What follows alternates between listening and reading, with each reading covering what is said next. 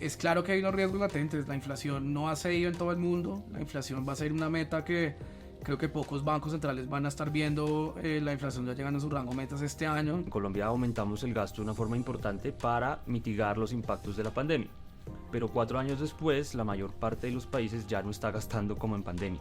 Colombia sí. Colombia sigue con un gasto público cercano a 20% del PIB. El consumo se ha ajustado, sobre todo el año pasado, en consumo de bienes durables y semidurables, pero el consumo de servicios siguió muy fuerte. Hola a todos, espero se encuentren muy bien. Acá desde Corfi Colombiana los saluda María Camila Orbegoso, directora sectorial del equipo de investigaciones económicas.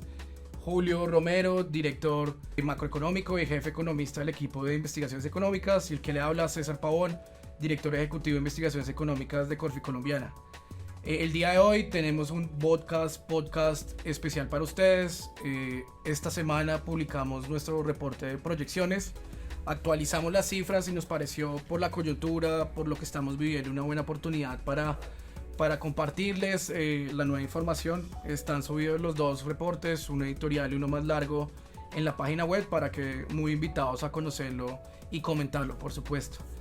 Y este tiene como la actualización de todas las cifras macro del 2024, pero un poco el mensaje que quisimos destacar en esta oportunidad, y es el mensaje trasfondo de este informe, es: más allá del 24 está en riesgo la semilla de crecimiento. Ese es justo el título que hicimos en esta actualización, y tiene un motivo muy especial. Nos hemos dado cuenta que, por supuesto, la coyuntura macro nos importa, nos interesa ver los pronósticos del 2024, pero los resultados del año pasado y lo que hemos venido observando en lo corrido este año nos indican que se mantiene el mal desempeño de la inversión, que hemos titulado como la semilla del crecimiento, y esto por supuesto tiene unas implicaciones de mediano plazo. Entonces la idea es como entrar a discutir estos temas. Nuevamente comentarios muy bienvenidos. Yo creo que partiría la discusión en dos. Primero podemos analizar el 2024, cuáles son las proyecciones, que la gente conozca cuáles son como los datos que tenemos presente, y ya posteriormente entramos al foco del informe, que es el mediano plazo. De pronto un poco en contexto del 2024, ¿cómo lo estamos viendo? Primer noticia, pues elevamos nuestro pronóstico de crecimiento.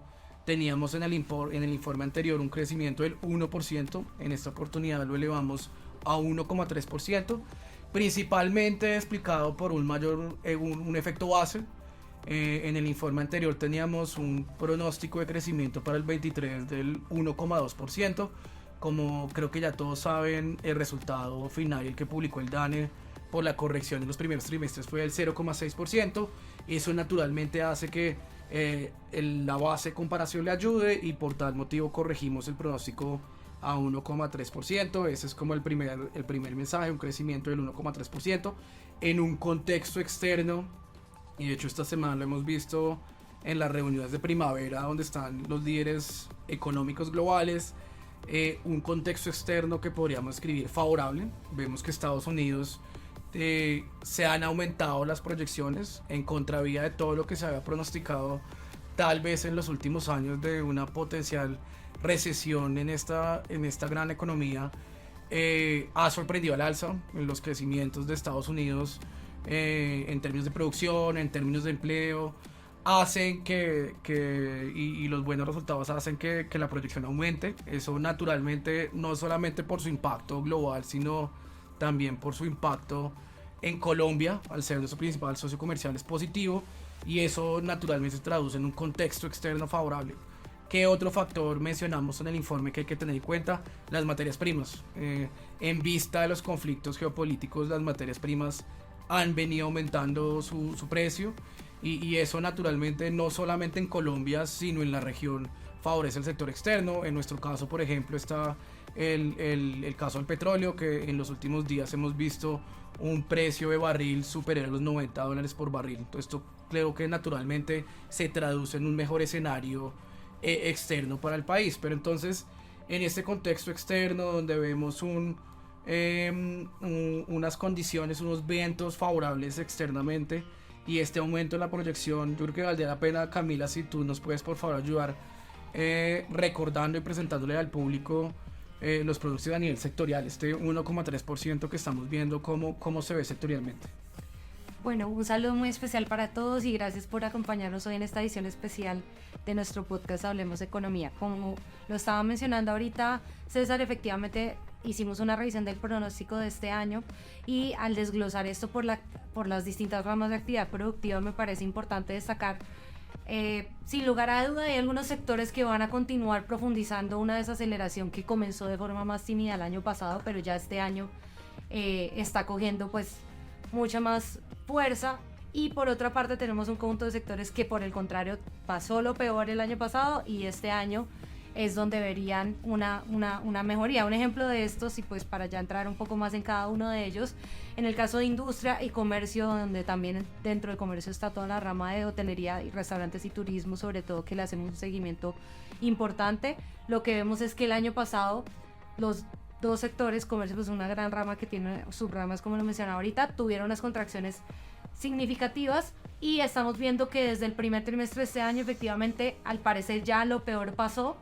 Esto no significa que van a tener una aceleración muy marcada este año, pero sí van a dejar de contraerse al ritmo que se venían contrayendo, lo que vimos el año pasado, y eso pues es importante precisamente en lo que marca ese signo de frente al año pasado hay una recuperación. Estas son unas ramas muy importantes, sobre todo en el tema de empleo, que nos ayudan a explicar un poco también ese view un poco más optimista, sobre todo por que habían sido las ramas más afectadas desde el año pasado, donde se empezó a sentir con más fuerza esta desaceleración económica en tema sobre todo del impacto que han tenido las tasas de interés en esos sectores por el consumo, principalmente por el consumo, y pues ya se empieza a notar un poco lo que está pasando en el mercado laboral, pero estos sectores pues vemos con positivismo que están levantando cabeza un poco más pronto de lo que inicialmente preveíamos.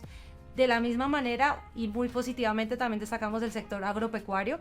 Desde el último trimestre del año pasado tuvimos una sorpresa muy buena en el sector agropecuario a pesar de las condiciones climáticas que han sido adversas desde junio del 2023. Este sector viene creciendo a tasas muy importantes, de hecho también se está viendo reflejado en el personal ocupado del sector agropecuario y efectivamente vemos que este año se va a profundizar esa aceleración. Es de hecho una de las ramas productivas que va a crecer más que la economía. Como decíamos ahorita, la economía colombiana crecería 1,3%, el sector agropecuario estamos viendo que va a crecer 2,5%, o sea, cerca del doble de lo que va a crecer la economía, lo que es muy importante. En contraste, otro sector que ha sido como una de las grandes preocupaciones del año pasado, más en temas de las noticias que veíamos frecuentemente, que es el sector construcción. El año pasado este sector nosotros lo analizamos en dos componentes principales, el sector de obras civiles y el sector de edificaciones, y aquí voy a hacer este paréntesis para ampliarlos porque tienen historias distintas. El año pasado el sector de obras civiles tuvo una contracción muy fuerte de 2 dígitos. Este año eso ya no, es decir, no esperamos que siga contrayéndose a ese ritmo. De hecho vemos un crecimiento muy tímido del 0,5, pues que realmente no es muy alentador, pero al menos no se va a seguir contrayendo. Aquí pues no hay ningún incentivo o un estímulo adicional para el crecimiento del país. Por el contrario, en edificaciones, que es un sector al cual se ha monitoreado mucho, sobre todo por lo que sucedió con los datos de ventas de vivienda, que el año pasado además fueron muy negativos. Pues aquí lo que vemos es que este año los datos de crecimiento del sector pues van a ser más negativos que el año pasado porque estas ventas se demoran en trasladarse a las iniciaciones y a los lanzamientos de nuevos proyectos, y eso es lo que veríamos este año, sobre todo en PIB. Esto como de las grandes ramas, para no extenderme mucho. De pronto ahorita podemos entrar en otros componentes del Gracias, no, yo creo que el mensaje es claro. Entonces comercio, industria, entiendo, se estancan, venían contrayéndose, se estancan. Agricultura sigue siendo como locomotora o ha sorprendido al alza, e incluso con este adverso fenómeno climático, y obras civiles y edificaciones, en particular el sector construcción, que es clave, sigue en terreno negativo, básicamente explicado por lo que tú mencionas de obras civiles y edificaciones. No sé, Julio, si nos quiere complementar este análisis desde la perspectiva de demanda y también conectarlo con otras variables. Ya Camila habló, por ejemplo, del consumo. ¿Cómo se ve esto del lado del consumo? La inflación es una pregunta que nos hacen usualmente. Esas otras variables que son relevantes, que pueden complementar el análisis para el 2024. Hola César, Camila, y un gusto volver a acompañarlos en el podcast. Por el lado de la demanda es un espejo de lo que nos acaba de contar Camila. Tenemos una inversión muy golpeada, creo que ese es el foco del informe. Más allá del 2024, pues los sectores que son intensivos en capital como infraestructura, principalmente, o vivienda, hay otros por ahí que podemos profundizar luego, vienen muy afectados. De hecho no han recuperado sus niveles prepandemia en el caso de las obras civiles. Y esto, pues un primer mensaje es, ojo, porque Colombia, más allá del ajuste del 23 del 2024, podría estar creciendo menos a largo plazo. Y eso tiene unas implicaciones no solamente en términos de la cifra de crecimiento, sino incluso fiscalmente y en términos de reducción de pobreza hacia adelante. Pero además de la inversión, pues voy a dar una cifra. La inversión el año pasado cayó un 25%, la inversión total. Y este año estamos previendo que vuelva a contraerse, no a la misma magnitud, estamos previendo una contracción más cercana al 4%, pero es contraerse después de haber caído a un 25%. Eso es una cifra que pues sí prende las alarmas, sobre todo, como les digo, por el largo plazo. Allí en inversión yo desagregaría lo que es construcción y lo que es no construcción. Dentro de lo que es no construcción, vemos que hacia el segundo semestre del año sí podría haber un repunte. Ya deberíamos estar viendo tasas de interés más bajas transmitidas a los créditos a las empresas, y eso debería lograr que haya un repunte en la inversión diferente a construcción. Un repunte no espectacular, pero al fin y al cabo algo de señales alentadoras. Mientras que en el caso de construcción, yo no voy a repetir, ya lo explicó Camila, un sector de edificaciones muy golpeado y reflejando todavía el efecto de la caída brutal en las ventas de vivienda, y un sector de infraestructura que viene muy golpeado y se mantiene relativamente estancado. Ahora voy a pasar al consumo.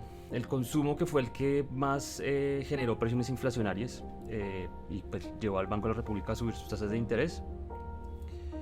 En este caso lo que estamos viendo es una moderación, no hemos visto contracciones en el ritmo del consumo en los hogares. Les recuerdo que esos son 2/3 del PIB, el consumo en los hogares.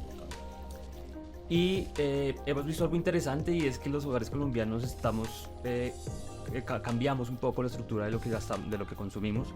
Ahora pesa más el tema de servicios, entretenimiento, restaurantes, turismo, y hemos dejado de consumir más en este proceso de ajuste bienes durables como vehículos, electrodomésticos, que de hecho son los que uno adquiere normalmente a través de apalancamiento de deuda. Resulta que los hogares estaban muy endeudados a finales del 22, han venido reduciendo ese grado de endeudamiento, pero todavía estamos con unos niveles de endeudamiento importantes. De hecho, uno mira las cifras de calidad de la cartera del sistema financiero, y la de consumo es la que muestra unas señales más preocupantes. Una mayor proporción de la cartera muestra mora, eso se llama cartera vencida.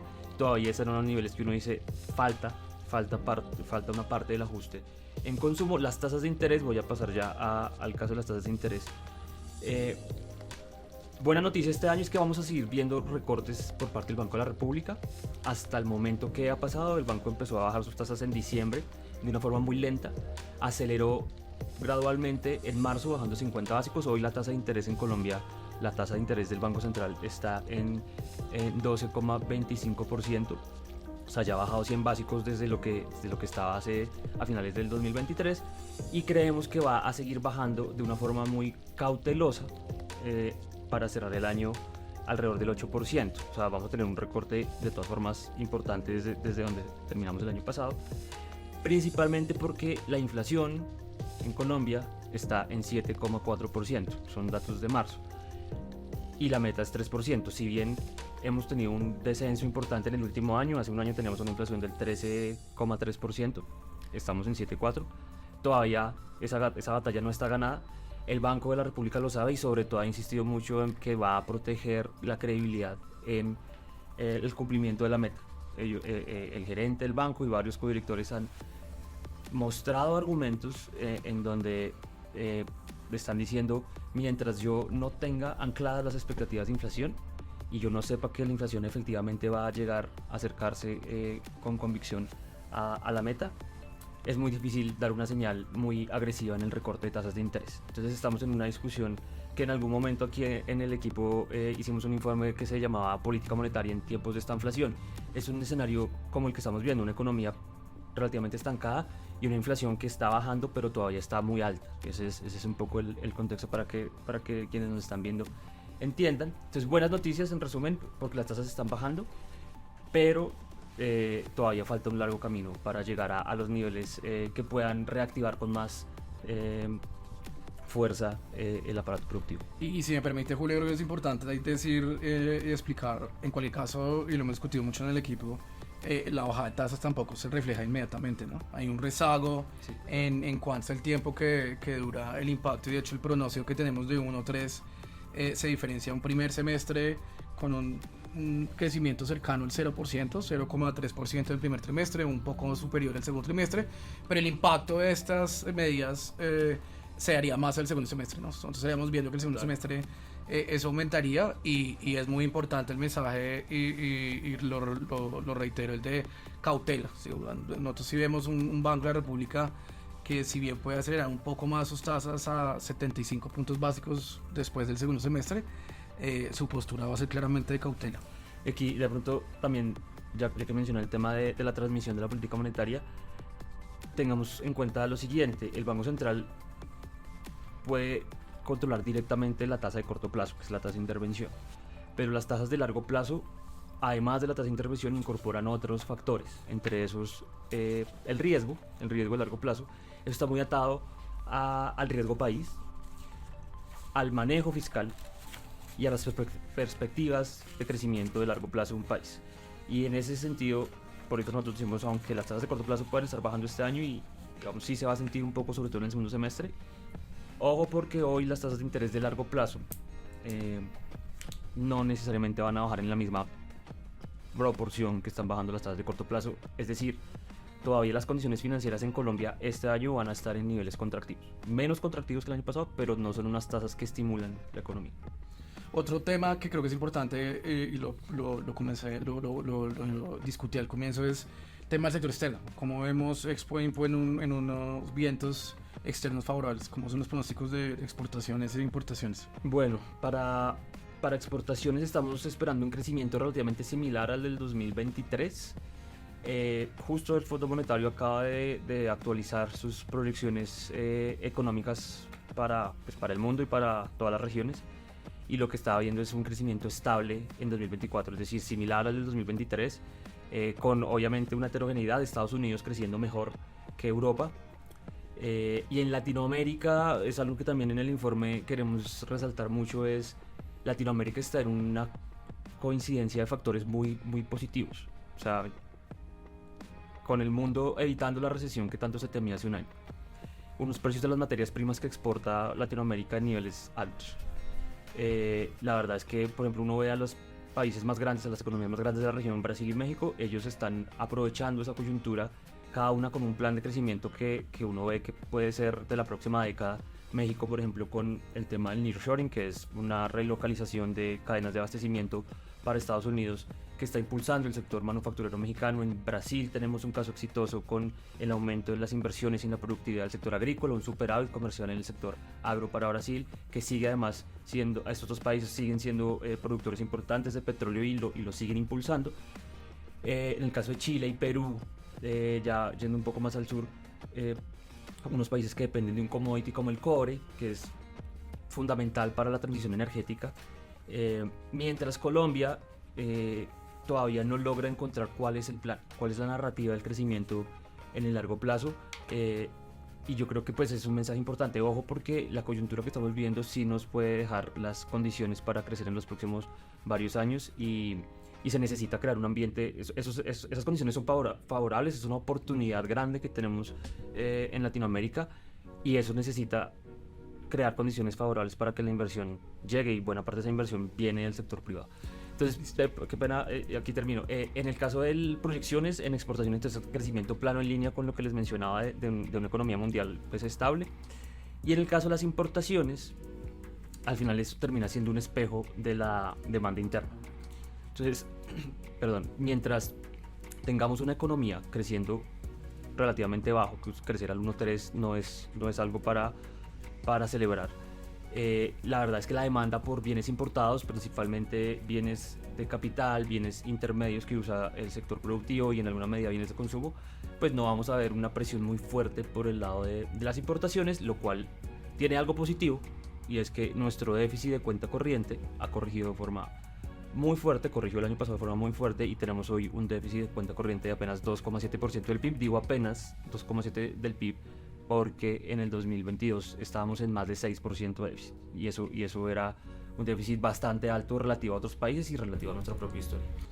De acuerdo, yo creo que antes de pasar al tema que creo que todos hemos tocado, que es el de mediano plazo y el foco de este informe, me gustaría también tocar para el 2024 el tema fiscal.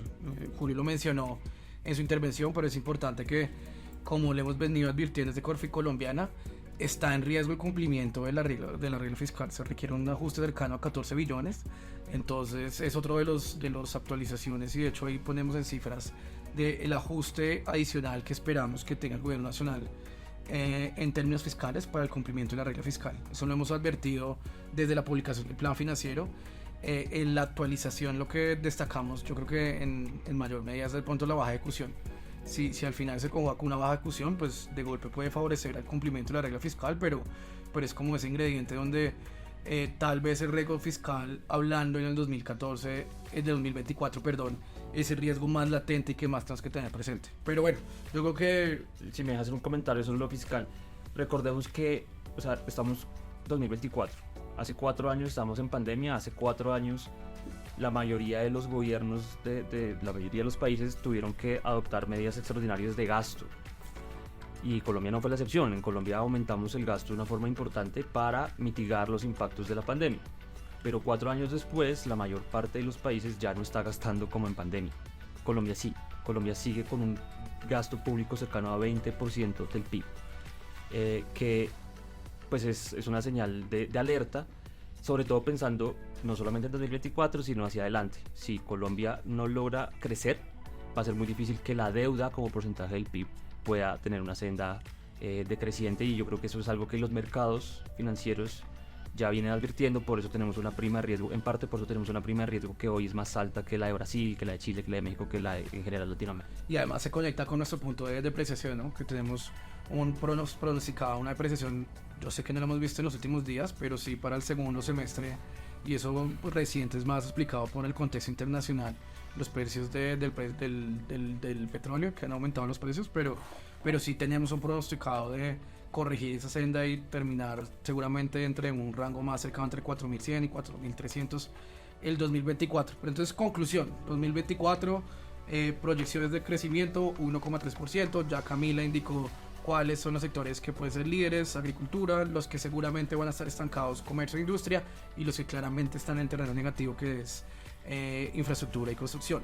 Por el lado de Julio, como él bien lo dijo, inflación se va a acelerar. Nuestro pronóstico al cierre del año es 5,5%, no obstante, y lo que prevemos que el segundo trimestre en particular, el descenso de la desaceleración de la inflación va a ser mucho más lenta, y por lo cual también nos lleva a esta postura que esperamos que tenga el Banco de la República, que es un banco central con cautela, que si bien va a seguir reduciendo su tasa, no va a ser lo que seguramente el mercado esperaría para reactivar más la economía en vista del contexto externo y local de gran incertidumbre, y a su vez atado a ese gran riesgo fiscal y a una posible depreciación del tipo de cambio. Creo que es como el resumen en grandes rasgos de los mensajes del 2024. Pero entonces, antes de cerrar el 2024 me gustaría agregar algo respecto al tema de sectores.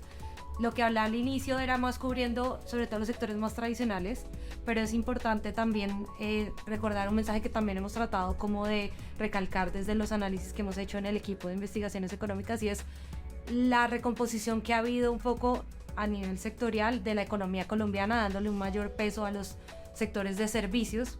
Aquí, de hecho, como lo mencionaba ahorita Julio, el consumo se ha ajustado sobre todo el año pasado en consumo de bienes durables y semidurables, pero el consumo de servicios siguió muy fuerte, todavía no hemos visto una desaceleración como se preveía que iba a ocurrir en el consumo de servicios y debería darse más este año. Es por eso que de hecho la perspectiva de comercio y de industria es un poco más moderada para este año, pero en contraste los sectores de servicios que fueron muy fuertes todavía el año pasado sí estarían viendo ya una desaceleración más marcada este año, precisamente respondiendo a esa última fase del ajuste del consumo que estamos previendo. Y si ya aprovechemos de una vez, porque la idea es tocar a mediano plazo. Yo creo que no, ya lo hemos repetido, una baja inversión, y es el final, el foco de nuestro informe, una baja inversión, la caída del 25% de inversión total el año pasado, sin lugar a poner riesgo en crecimiento. Ya ahorita Julio nos va a compartir, de hecho, unas cifras que tenemos del impacto en el PIB potencial de esta baja nivel de inversión. Pero primero comencemos con eso, sectorialmente, ¿cómo estamos viendo sectorialmente el mediano plazo? Yo creo que, y Julio lo planteó bien en su intervención, es pues todos los demás países de la región están aprovechando un boom de commodities. Colombia realmente y desafortunadamente se ve rezagado en eso, pero sectorialmente ya pasamos al nivel agregado. ¿Cómo vemos, y conectando con lo que acabas de decir, cuáles pueden llegar a ser los sectores, si los hay, del mediano plazo, que es el principal riesgo y el foco de este informe? Precisamente en el tema de qué sectores han visto beneficiados después de la pandemia, que ha sido un poco como la forma en la que hemos buscado hacer ese análisis de qué sectores están liderando el crecimiento, lo que identificamos es que hay unos sectores de servicios, y ahí voy a destacar dos sobre todo. Uno es actividades profesionales, servicios de, eso es muy grande, servicios de consultoría, tecnología, call centers, servicios para las empresas de recursos humanos, en fin, es un mundo muy grande. Han tenido un boom, sobre todo después de la pandemia, y el segundo es el tema del turismo. De pronto también ha pasado un poco desapercibido, nosotros lo hemos escrito en un par de ocasiones, pero el sector de turismo tuvo un crecimiento, o sea, las exportaciones de turismo de Colombia en niveles superaron lo que ocurrió post pandemia en toda América Latina, y en el mundo se destacó porque realmente fue un crecimiento muy sostenido de las exportaciones de turismo, que son también servicios.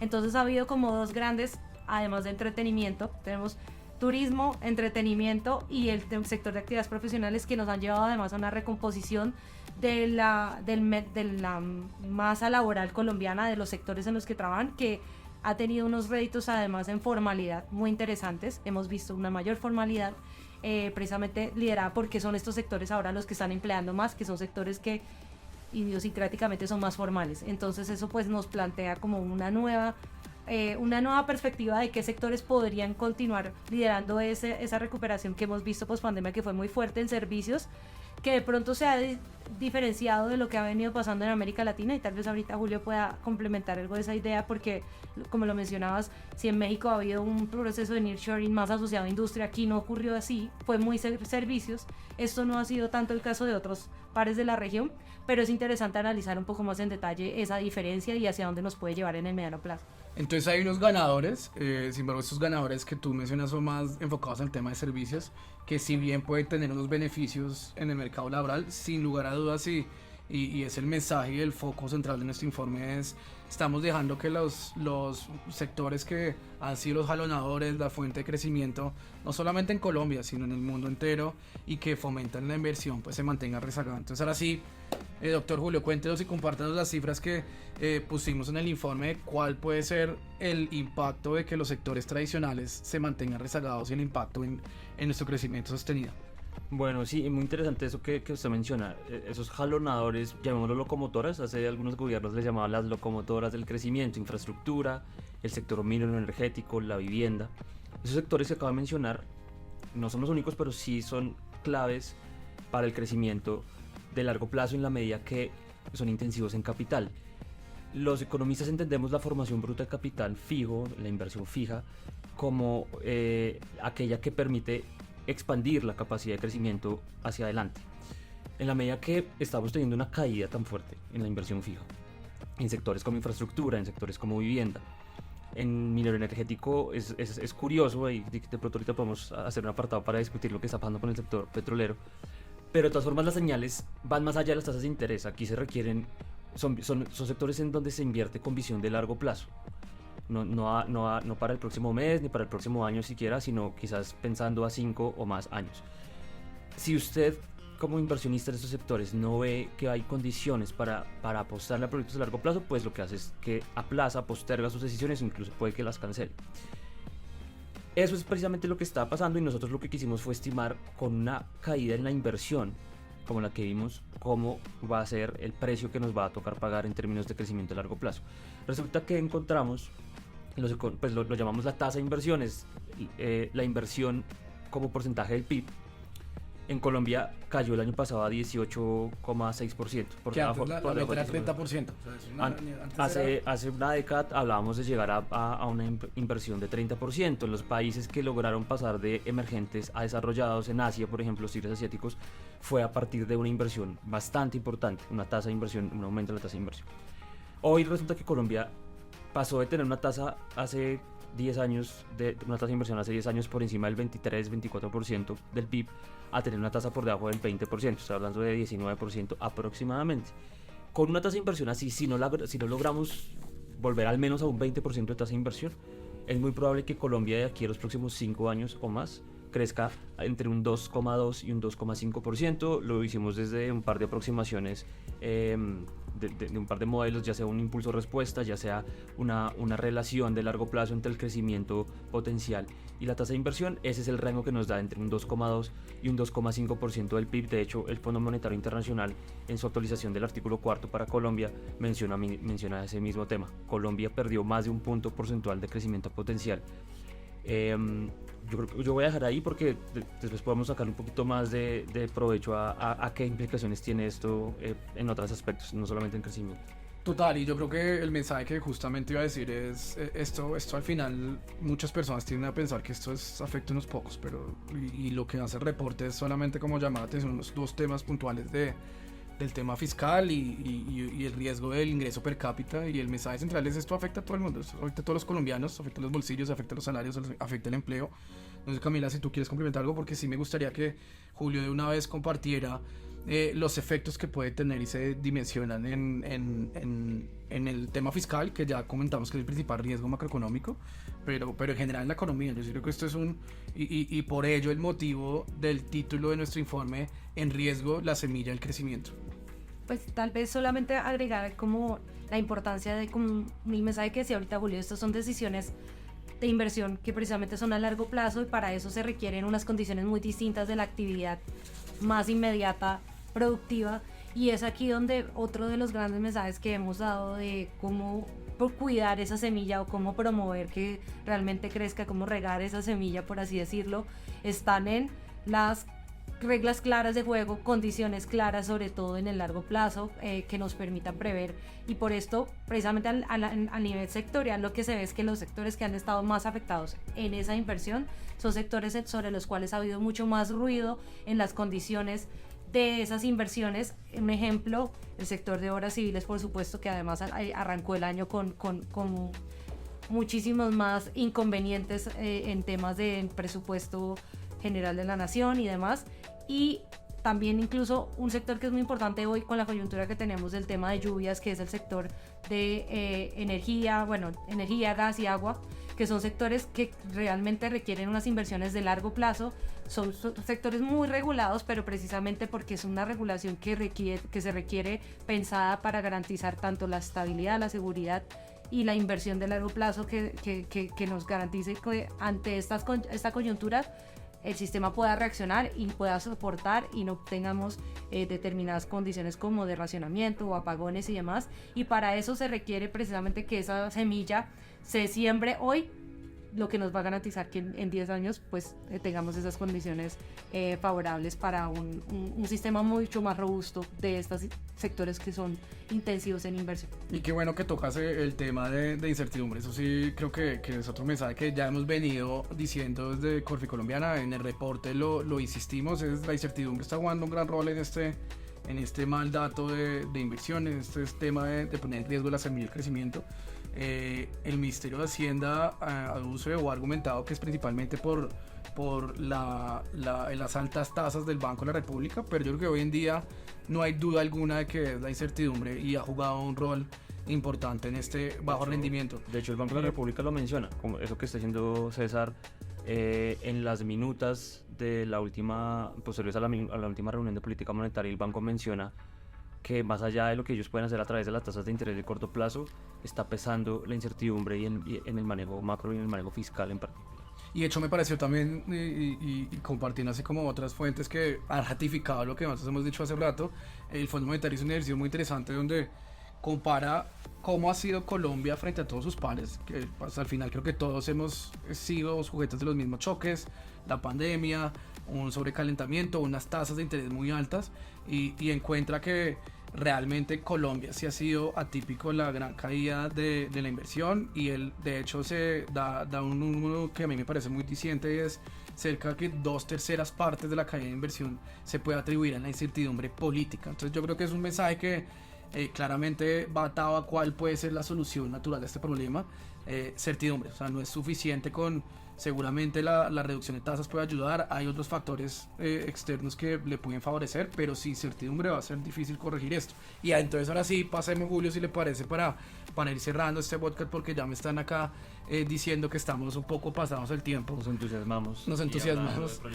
Exacto. Pero ya pasemos al bueno, esto para el colombiano a pie, ¿qué implica? ¿Por qué nos debería importar? Y yo sí creo que es algo que debemos ser muy enfático de cuáles son las implicaciones de un bajo crecimiento sostenido en la economía nacional. Yo creo que primero hay que entender, cuando uno está hablando de crecimiento económico, se está refiriendo al aparato productivo, que es el que permite generar empleo, generar impuestos, reducir la pobreza, permitir la sostenibilidad del país, más allá de solo la economía del país. Si uno crece poco, va a ser muy difícil que Colombia deje de ser un país emergente. Lo primero, el ingreso per cápita, de hecho el ingreso promedio por habitante en Colombia en 2023, con ese crecimiento de apenas 0,6%, tuvo una variación negativa por primera vez, excluyendo la pandemia, en casi que en varias décadas. O sea, estamos hablando que eso al final es empobrecimiento. Un crecimiento bajo es empobrecimiento. Entonces, ¿eso qué puede implicar? No hemos hablado mucho del mercado laboral, tangencialmente lo mencionó Camila, pero la tasa de desempleo en Colombia históricamente ha sido más alta que en otros países. Nosotros tenemos una tasa en este momento alrededor del 10,5%. En los mejores momentos del país llegamos a tener una tasa por debajo del 10%, y eso era baja, pero pues si uno mira Estados Unidos, las tasas son del 4%, las tasas de desempleo. Entonces, con un crecimiento bajo, difícilmente vamos a poder tener una tasa de desempleo por debajo del 10% de nuevo. Ese es como un segundo factor. Y me voy a meter con un tema que también parece que no toca mucho a la persona de a pie, pero sí, y es el tema de sostenibilidad fiscal. Cuando uno habla de sostenibilidad fiscal, está refiriéndose a qué tanto el gobierno en sus finanzas públicas logra crear una senda de financiarse a un costo que no le implique sacrificar inversión. Eso es en pocas palabras lo que uno quiere como gobierno. O sea, lograr financiar parte de los gastos que no alcanza a cubrir con impuestos o con otros ingresos corrientes, pero pues que no le cueste mucho, porque si no termina pagando, al igual que un hogar cuando se endeuda a tasas muy altas, pues le quita más parte de sus ingresos después cumplir sus obligaciones de deuda. Cuando crece poco un país, es equivalente a si una persona se le reduce su ingreso, su salario. Eso le va a complicar mucho seguir cumpliendo sus obligaciones, y eso tiene un efecto bola de nieve. Nosotros lo llamamos también en el informe el efecto bola de nieve, y es no solamente es que usted tiene un bajo crecimiento, sino que las tasas de interés que le están cobrando para prestarle son más altas. Entonces, una tasa de interés altas en un contexto de crecimiento bajo, ya no solamente un año, sino hacia adelante, puede crear ese efecto bola de nieve sobre la deuda, sobre el nivel de endeudamiento que tenemos todos, el gobierno principalmente. Y esto, de nuevo, para conectarlo con la pregunta de César, que creo que es lo relevante, eso en la práctica nos va a generar tasas de interés más altas para préstamos de vivienda, para préstamos de libre inversión, etcétera, porque, como lo decíamos hace un rato, las tasas de interés de largo plazo incorporan esos factores de riesgo país y se traducen también al sector privado. Sí, listo. Entonces, listado de Julio.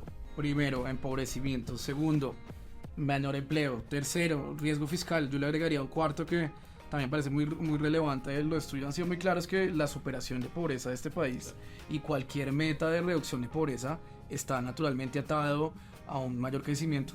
y de hecho es como el 75% Claro. de la superación de la pobreza en los últimos 20 años. La gente a veces pierde estos datos de vista, pero es importante recordarlos. Cerca del 75% de la superación de pobreza se debe al crecimiento económico. Entonces mucha gente piensa que es más por las transferencias, pero casi que 3/4 partes de ese efecto.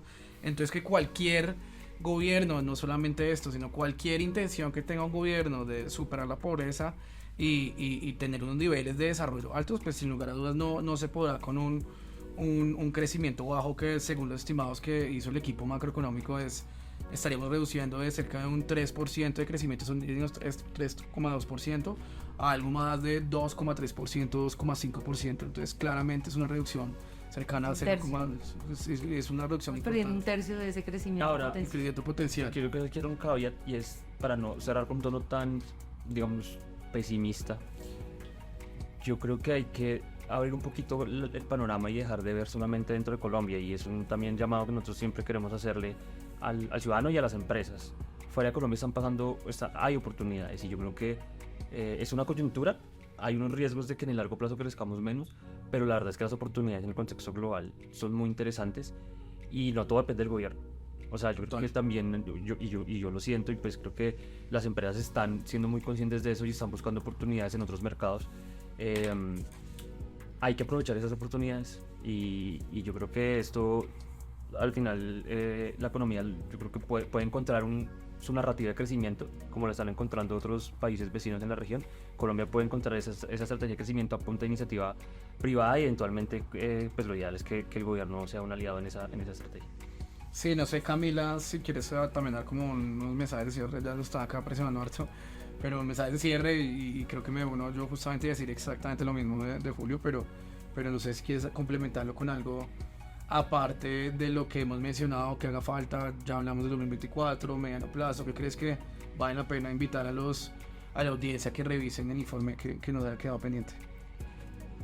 Bueno, de pronto que no lo discutimos mucho aún, y en esa parte me meto un poco en el territorio de Julio, pero de tasa de cambio también análisis muy interesante en el documento del contexto externo, de las implicaciones sobre tasa de cambio, que es muy importante sobre todo para todos nuestros clientes, para empresarios que tengan unas grandes interacciones como importaciones, exportaciones, como lo decíamos ahorita. Efectivamente, otro mensaje como para no verlo tan negativo, y efectivamente, aunque en medio a largo plazo estamos viendo que el crecimiento potencial es más bajo, de todas formas el 25 sí refleja una recuperación. De pronto no lo alcanzamos a mencionar, pero ya estamos viendo que pasaríamos de ese 1.3 a 2.5, si no me lo corrigen, y pues es un rebote que estaríamos ya previendo en el 2025, lo cual nos da como una ventana de esperanza. Estamos, claro, en una coyuntura un poco difícil para muchos sectores, pero hacia adelante ya estaríamos llegando como a esos niveles potenciales que estamos estimando en este momento, y con las medidas adecuadas tomadas a tiempo, esta situación de cuál es la capacidad de crecimiento del país, la capacidad productiva y la inversión puede cambiar de forma rápida y acelerada con el contexto adecuado y con las medidas adecuadas. Total, y yo creo que el mensaje de cierre entonces es: si bien el informe advierte los riesgos, es natural de la función inherente a nuestro equipo de investigaciones económicas, vemos unos riesgos latentes, pues no hay que dejar de lado.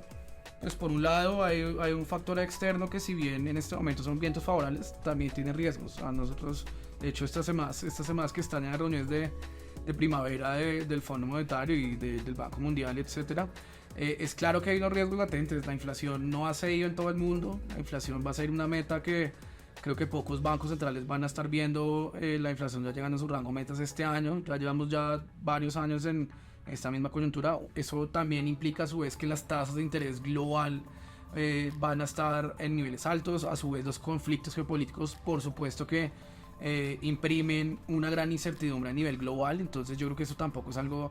La incertidumbre, si bien en términos locales ha afectado, también bien atado a esta incertidumbre global y más posterior a la pandemia. Yo creo que llevamos ya 4 años inmersos en una incertidumbre que esperamos coja ya un rumbo más definido en el corto plazo.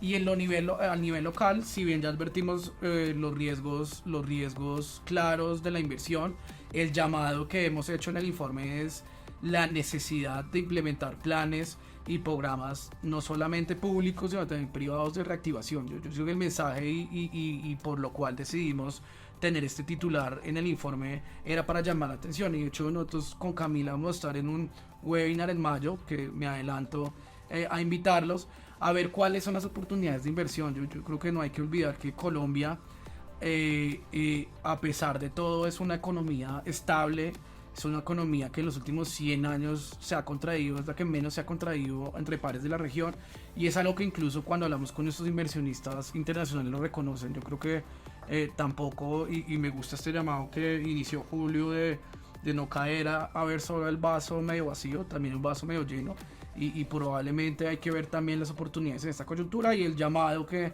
hemos decidido hacer del equipo es a la necesidad de medidas audaces, medidas prontas, que recuperen la inversión. Sin esas medidas audaces va a ser difícil ver otro panorama, pero yo sí soy optimista y tiendo a creer que se están tomando las acciones, no solamente el sector público, el sector privado, se trabaja articuladamente y por supuesto, y ya lo veremos entonces en el webinar que esperamos estar promocionando prontamente en mayo, ve las oportunidades, también hay oportunidades de inversión. Yo sí creo que Colombia, no hay duda alguna que presenta unas grandes oportunidades en un contexto externo que, si bien es positivo, también tiene riesgos. Entonces pues ya lo estaremos revisando y pues bueno, nada, solamente queda agradecerle a Julio, Camila, a todo el equipo de producción por este podcast que estamos probando. Queríamos, por la importancia del informe, hacerlo de manera especial y también invitarlos a seguirnos quincenalmente en nuestro podcast Hablemos de Economía. Ahí estamos de hecho ahondando en muchos de los reportes, entonces pues muy invitados todos a visitarlos, comentarlos, opinar lo que estamos haciendo con esos ejercicios que ustedes, nuestros audiencia y los que usualmente nos visitan, pues sean ser partícipes de esta producción que hacemos nosotros como intelectual. Muchas gracias.